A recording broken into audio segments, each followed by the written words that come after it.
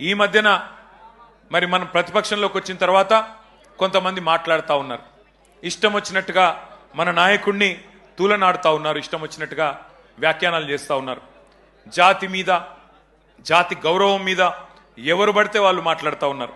నేను వారికి అందరికీ ఒకటే చెప్తా ఉన్నా, తెలంగాణ మట్టితో మమేకమైన వాడికి, తెలంగాణ మట్టితో మమేకమైన వాడికి, ఉద్యమాల ఉగ్గుపాలు తాగిన వాడికి, ఆత్మగౌరవ పోరాటంలో కలిసి అడుగు నడిచిన వాళ్ళకి మాత్రమే జాతి అంటే ఏంటో తెలుస్తుంది, జాతి గౌరవం అంటే ఏంటో తెలుస్తుంది. సకల జనులు స్వరాష్ట్ర సమరంలో తెగించి కొట్లాడుతున్నప్పుడు, ప్రాణాలకు తెగించి మన నాయకుడు నిరాహార దీక్ష చేస్తున్నప్పుడు, సమైక్యాంధ్రవాదుల సంచులు మోసే సన్నాసులకు జాతి తెలియదు, నీతి తెలియదు, గుర్తుపెట్టుకో.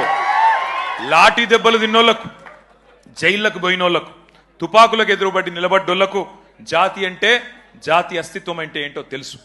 ఉద్యమకారుల మీదికి తుపాకులు తీసుకొని ఆ రోజు దాడికి వెళ్లిన ద్రోహులకు జాతి నిర్వచనం ఎట్లా తెలుస్తుంది? రక్తంలో పౌరుషం ఉంటే, డిఎన్ఏలో ఉద్యమం ఉంటే, ఆత్మాభిమానం అనేది ఎక్కడన్నా నీ శరీరంలో ఉంటే నీకు జాతి అంటే ఏందో, జాతి చరిత్ర అంటే ఏందో తెలుస్తుంది.